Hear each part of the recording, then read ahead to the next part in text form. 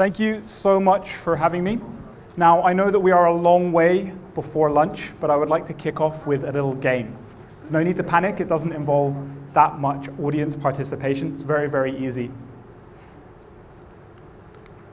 So on these slides that I'm going to show you, and this is an example of one of them, I'm going to put two objects up. One of them is going to be a digital asset like this one, and the other is going to be a physical object like this one. This is a simple game of would you rather. All I want you to do is look at which asset you would rather own and make a decision. So on the left, we have Fantasy Island, and on the right, I think we have an island in the Philippines.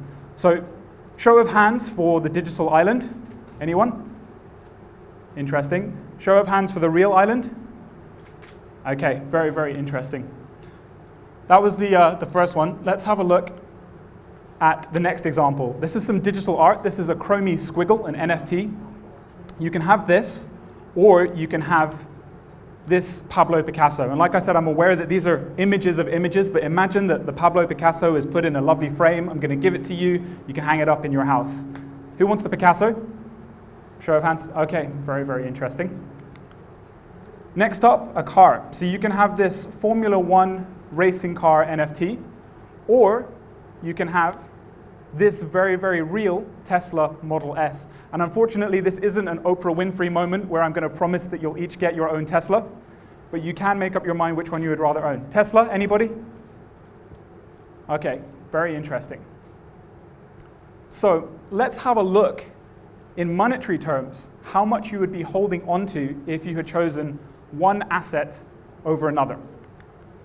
So first of all, we have the islands. If you had picked Pinky Toe Villa and the Fantasy Island, it was sold a couple of years ago for $4.3 million US. Obviously, with the way that cryptocurrencies are behaving at the moment, there's an argument that you could definitely pick it up for a bit of a bargain. But it was sold for this price. The island in the Philippines is currently on offer for $1.2 million US if anybody is interested. Next up, the chromie squiggle versus the Picasso. So one of these squiggles was sold for $2.3 million US in Ethereum, a cryptocurrency. And round about the same time, the Picasso was sold in Sotheby's for $1.1 million US. So if you had picked the chromie squiggle, there's an argument that it was at one point more expensive. And finally, the Formula One racing car versus the Tesla. Well, there was a little bit of a clue in the image. If you can see the side of the car, it was at one point sold for $111,000 US as an NFT, whereas the Tesla is on retail at the moment for $94,000 US. So I understand that if you were to get into a conversation about why these objects are worth what they're worth, it can get a little bit more complex. But the fact that people are willing to pay a huge amount for digital assets nowadays certainly shows their importance and prominence in today's society.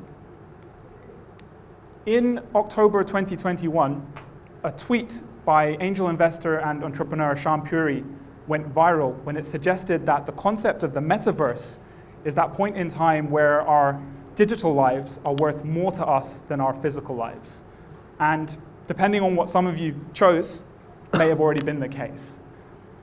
Now, we don't all have hundreds of thousands of dollars or millions of dollars to spend on NFTs or digital art, although if you do, I would encourage you to find me after the talk is over. I've got a very interesting NFT collection to talk to you about. Whilst we might not have this money available, the concept of the digital being as important, if not more important, than the physical is going to have a profound effect on the way that we live our lives today. And in many cases, it already has. So first of all, let's have a look at the issue with living our lives online. Well, as a photographer, I'm inclined to examine this from the point of view of a creative and how what I create and what I strive to create are essentially impacted by the prominence of certain digital assets over others. So take social media, for example. According to Forbes, in 2021, the average US social media user spent approximately 4 hours every day browsing through social media channels. It's a crazy amount of time. And during this time, we are constantly at the behest of algorithms telling us what does well, what gets likes, what gets shares. And as creators, and believe me, we are all creators, in our pursuit for validation, for acceptance, we're encouraged to do whatever can get that feeling again and again and again. So how many of you have heard of an Instagram account called InstaRepeat? It's this one right here. If you haven't, I would encourage you to take a moment to look at it afterwards. It's super interesting. It is, as the name suggests, a collection of photos where the idea or the concept has been repeated over and over and over again. So just to show you a quick example. Here is a photo of a man standing on a cliff, I think in Norway. Here is another photo of a man standing on a cliff in Norway, and another one, and some more, and some more. Now, I understand that maybe this is the only available angle at which you can take this photo, and perhaps the man in the photo shows a sense of scale that people like, but it's not just this location. It's not just this place and this concept. If you go onto InstaRepeat, you will see the fact that it's been done over and over and over again. So with the increasing popularity of things like the metaverse and digital assets, the currency has shifted slightly. We're no longer dealing with social media likes, shares, forwards. We're dealing with cryptocurrency, which is essentially a little bit more tangible because it can be exchanged for goods and services. But the issue is still very much the same. The data is available online. All of the transaction data, what's been sold for what's available. And I worry that when we see this, in many cases, we are more inclined to imitate than innovate. And what we get are copies of copies, with people hoping to get noticed for being the same rather than being different. Now, this inherently isn't an issue, but you have to question how creative can you really be when you're just following an online trend? Well, once you understand the trends online, you can begin to examine or re-examine your work as a creative and how you may have been affected, whether consciously or subconsciously. So for example, in 2018, when I first set out as a photographer, I decided to take a big trip around the world because I was absolutely taken with the idea of travel photography. Travel photography is everywhere. There are photos online that show people like this in beautiful destinations, beautiful architecture, amazing light. I saw that and I wanted it, and that's what I set out to do. I took some truly terrible photos, I have to be honest, but it was at the end of my trip when I bumped into another photographer who had been to all of the same places, but taken photos from very different angles, that I started to consider for the first time what it meant to be a photographer. He had done things like street photography. He had taken unique moments. And that really made me consider the point where imitation can stop and inspiration can begin. So at this point, I would like to reiterate, and I do say reiterate, that originality and creativity are not the same thing. The reason I say reiterate is because this has been stated before. It's nothing new. Originality usually refers to doing something for the first time, creating a completely new idea, whereas creativity can be taking an old idea and setting about it in a new way, putting your own spin on things, for example. So with that point restated, I'd like to look at 4 suggestions that I believe can help you be a bit more creative in today's digital society. First of all, original ideas are usually creative, but not all ideas are original. Not all creative ideas are original. That's fine. Secondly, with the increasing volume of content online, we're talking about hundreds of millions of people in hundreds of countries producing an incredible amount of data and content every single day. The idea that your creation, your idea is going to be truly original becomes increasingly smaller over time. But it's not impossible. That shouldn't discourage us. Next, you can rest assured that if you are merely copying an online trend, your idea is unlikely to be either original or creative. And finally, with some awareness of these things, you are in good stead to shake off the shackles of repetition and set about doing your own thing, trying something a little bit different. So where better to look for an example than personal experience. A few years ago, I was introduced to some work by an incredibly talented photographer called Ruben Wu. This is one of his works. And he is very well known for using drones with lights attached to them to create some incredible works of art, usually a mix of man-made assets and natural environment that produces a very, very unique sci-fi aesthetic. It's absolutely incredible. And I'm not sure if he was the first person to do this, but as he grew more and more popular, people started to take note. In fact, if you go on Google and you search drone light painting, this is kind of what you get. You can see that there are a lot of people who are a bit like Beyonce. They saw something that they liked and they put a ring on it. It's a very popular idea. And I know because I was one of those people. This is a very, very poor attempt to do that. Don't worry, I'm not flying a drone directly over the Hopewell Center. It's an optical illusion. But you can see that the premise is pretty much the same. I saw something that I liked. I set about putting a ring on it, and I used a camera and a drone to try and get this effect. After doing this with a friend, we sat down and we examined the process. And we thought, what about using two drones? One flying above and one below to paint the light. So you're using the ground as a sort of canvas. So we got in a taxi and we headed to TEDxCUHK, and this is what we came up with. So this is the Painted Waves collection. Now, even though Ruben has been doing this for many, many years, and I've seen drone light painting for a number of years, I don't think I had ever seen it done this way before. I don't think anybody had ever used two drones to get this kind of effect. So my friend and I, we were super happy that we had done this and that we had brought something new to the entire process. So from that story, I know that I've glossed over the key steps slightly as to how I got to my work from Ruben's, and that's something that I'd like to break down with a little help of some more drone light painting photography.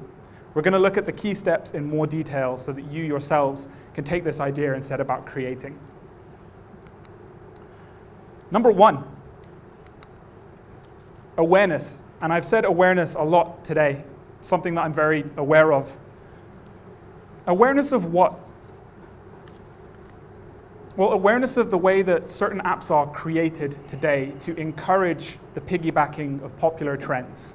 TikTok, Instagram, they all want this. They want people creating the same thing and sharing it with their friends because it's the way that they work. Take that, plus the fact that there is so much FOMO, fear of missing out in the digital space, that sometimes we are so keen to be included in an online trend, whether it's the latest reel or an NFT project, that we often jump in without thinking. We just do it automatically. This slightly scary looking man, Seneca, is a very prominent Stoic philosopher, and he came up with self-awareness when dealing with emotions like anger. And this is something that I think that we really need in the creative process as well. We need awareness of the trends, we need awareness of how they affect us, and we need to pause for a second to slow down and regroup and think, what about trying something a bit different? Which brings me on to my next point. This is number two. Unfortunately, this is not the mark of Zorro. It was very difficult to do with a drone. Whataboutism. How many of you know the term whataboutism? Okay, if you're into politics or debating, you may have heard of it before. It's actually a bit of an annoying technique where you respond to an accusation with a counter-accusation. You know, someone says something and you say, yes, but what about this issue? You try and deflect.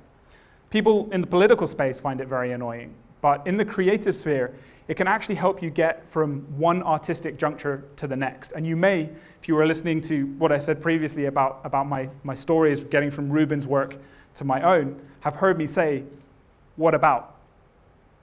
What about using two drones? What about mixing up the angle? What about trying a new location? What about trying different music? What about?